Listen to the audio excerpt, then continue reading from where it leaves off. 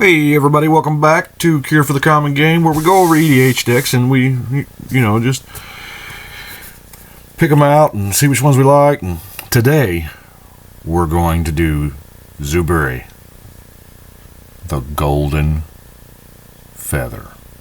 Now this guy is a Griffin, and he is the only legendary Griffin, minus the shapeshifter guys. And I wanted to build, actually built tribal Griffins years ago. I've included some, updated the deck here and there as new Griffins come out, because let's face it, this is a small tribe. As of right now, I only have 27 creatures, not counting the general. And that's a small tribe. It's enough to build an EDH deck. There are tribes that haven't got that much love, but Griffins don't get the good love. So without further ado, here's Zuberi Goldenfeather, Tribal Griffins. The first Griffin I want to show is the Boreal Griffin from Cold Snap. Now this led me down a line of thinking because it is a snow creature, and it made me think, it has a snow activation. Yeah, it just gives it first strike, but it's still a snow activation. So I'm going to need to be able to produce some snow mana, which is why I went with Snow-Covered Plains. Got to have the Snow-Covered Plains if we're going to activate that ability. First Strike's a good ability. Yes, it probably should have already came on it, but it's a Cold Snap card. There was a certain curve. Because we are using Snow-Covered Plains, obviously we had to use the Scrying Sheets. And it also got me to thinking about some other stuff, that cards that we don't normally play with, Gilead Shackles. This is a fun kind of pacifism variant that, I don't know. It may work, it may not. Cover of Winter. Now this could potentially be good. It actually gets better the longer you have it out. Now that cumulative upkeep is it's kind of an old mechanic that they don't do anymore. The cumulative upkeep, the first upkeep, it costs you 1, and then it costs you 2, 3, 4. It goes up by whatever the number is, which in this case is just a snow mana. There were some cards that had a cumulative upkeep of like 2, and it would go 2, 4, 6. It increased by that amount every time. I think now they actually use age counters. You put the age counters on there, then you pay the cost for each age counter, which is how it works now. This is another one that's the better, the longer it hangs around.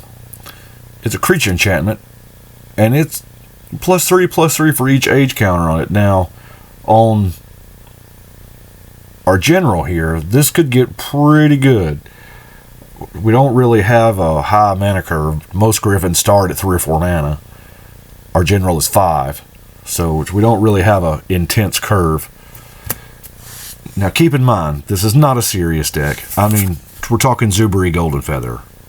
This is not competitive. This is sheer flavor, because it is an unsung tribe, and I love the unsung tribes. I have several, but this was my first unsung tribe that I did.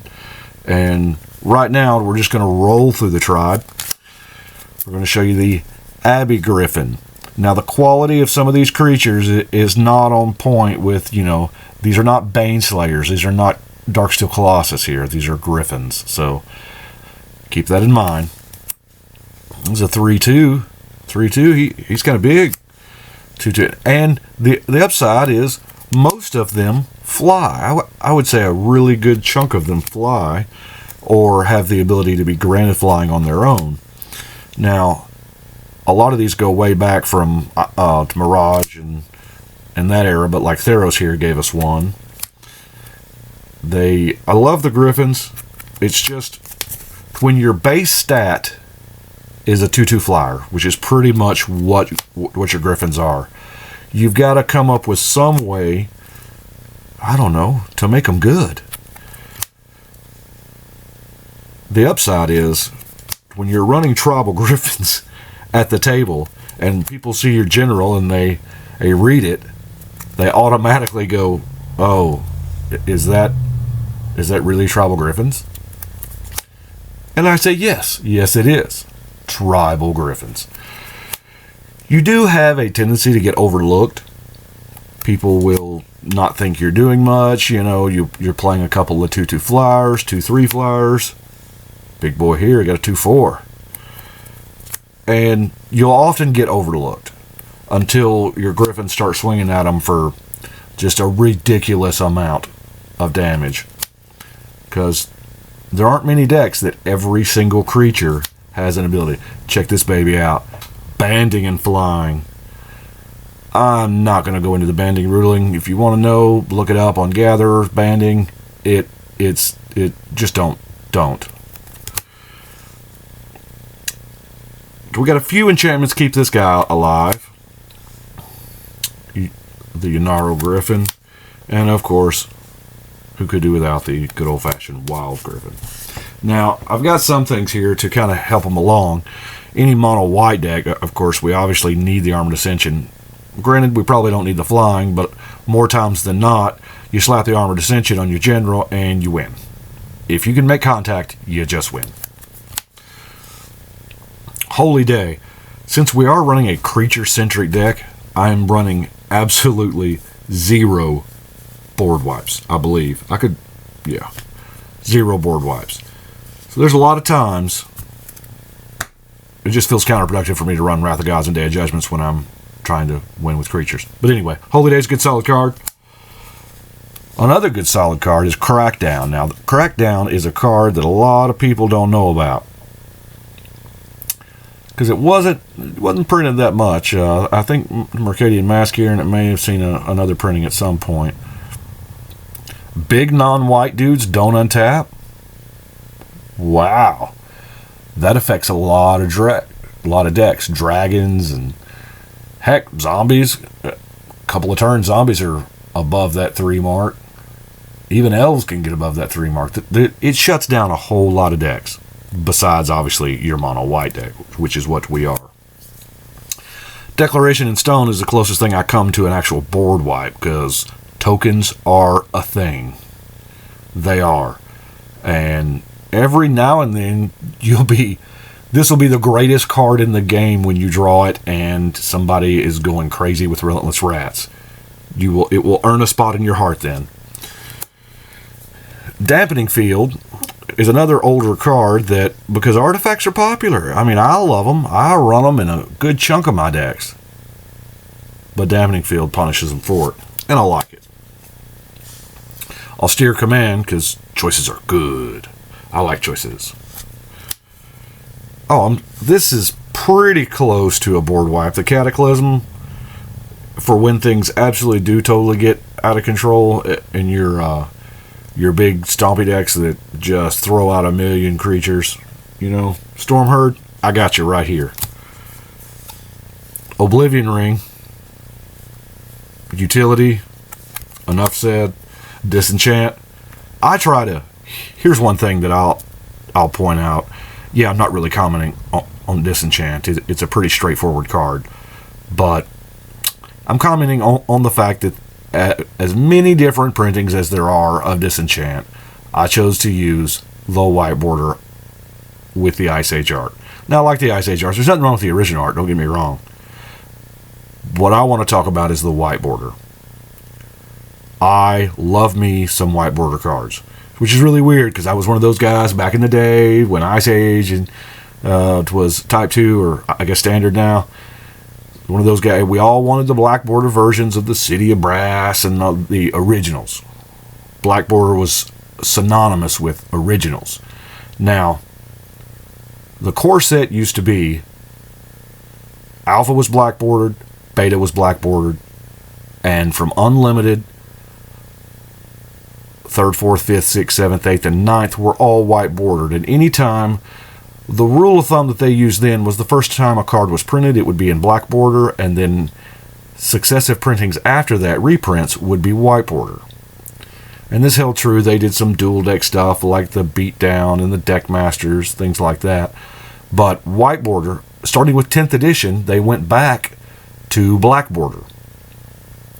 And I know a lot of Magic players, some of the newer generation of Magic players, some of them have never seen a white bordered Magic card. I love white border now. I have completely flipped my idea from way back then, 20 years ago. White border is the new black border. Because they're not making any more, people. Immolating glare. Got it in there. Spot removal. It's good. I already showed you the snow-covered land, so let's look at the non-basics here. We've got the Mystifying Maze for good, obvious reasons. Put that thing back where it came from, or so help me. We're running mono white, so here we have another Emira. Got to have it. It's mono white. And we have to have the Griffin Canyon. I mean, it's the Griffin Canyon. It would be like running tribal elephants without an elephant graveyard. You've got to have Griffin Canyon. Now we're going to talk about how we make Griffins good.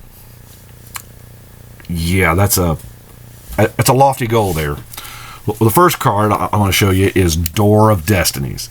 Now, Door of Destinies, when it came out, we all saw it. The first thing we thought was elves and goblins, but, you know, by the time you've got the 4 mana, you've already dumped a ton of elves and goblins out there. But in Griffins, you generally don't start till 4 mana. So, and also, this is not my Door of Destinies.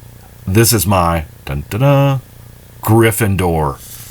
Yeah, my kids hate that one. To have a Griffin guide, it's like we need the flying. I know it's a +2/+2. It kind of replaces itself, but it does have Griffin in the name, and that's kind of the whole spirit. Blessing. Now, Blessing's been printed a whole bunch, but I chose this particular printing. This is the revised printing, just because it has the simplest text box ever. White mana, :+1/+1. Now, obviously, that means to end of turn, and it's an aura now, but it's beautiful, simple. I love the simple text box. We're running Stony Silence. I'm sure you noticed there was a definitive lack of artifacts. This is why. Besides our Warhorn. And, of course, it's not activated. It just is continuous. Now we're going to talk about Martial's Anthem. Now, board wipes happen. Everybody plays with them. These are things. But Martial's Anthem is it's a board pump spell for you, but it also can bring back your dudes that you lost to that Wrath of God. So, it's a good utility, and it's a +1/+1. I think you're going to start seeing a theme with that. Ice and Highway.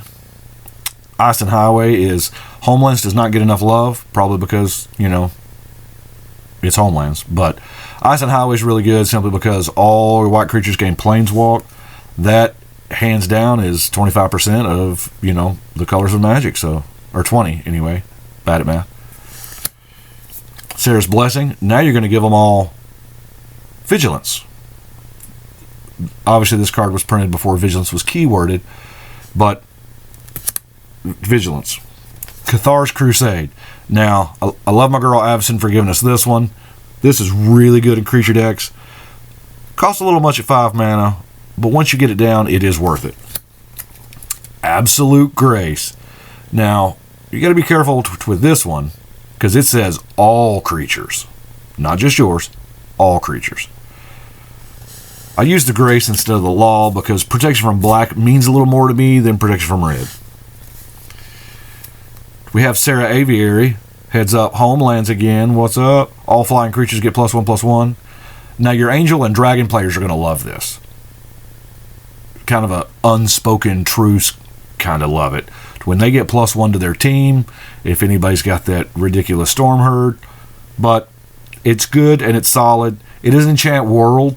They don't really print Enchant Worlds anymore. So just FYI, for those of you who don't know about Enchant Worlds, there can only be one Enchant World in play at a time. When another Enchant World comes into play, the previous one vanishes. Angelic Voices, another team pump. Glorious Anthem, another +1/+1. Now we're going to give them all Double Strike and Lifelink. Seems pretty good. Shared Triumph, I think I'll choose Griffins when it comes into play. Of course, we have Crusade, another +1/+1. Now, Crusade's also all white creatures, so be careful. Honor of the Pure, or what I like to call the Fixed Crusade. And of course, since we've given them all the other abilities, we might as well give them the rest, you know. That shuts out a good chunk of decks. It really does. Akroma's Memorial is just too good not to play. I have another one here, and I want to apologize off the bat, because I try not to show y'all foreign cards, but this card is called Divine Sacrament. It's from Odyssey. It's an enchantment. It's what we used to call global enchantment. It plays out on the board, and it says your creatures get +1/+1. Threshold, they get an additional +1/+1. Threshold is when you have 7 cards in your graveyard, so you play it out there, and it's a glorious anthem, and then later in the game, it actually kicks it up a notch, and it's another +1/+1. Griffins, it's a fun deck when you just want to have fun, and its win ratio is better than you would think, actually, simply because of I'm the forgotten player at the table most of the time. Well, that's all I've got for today with Tribal Griffins, or as my sons call them, Griffin-door. I don't know about the Harry Potter thing, but Zuberi Goldenfeather, Tribal Griffins. We're going to go shuffle and cut. I appreciate y'all for watching. Thank you.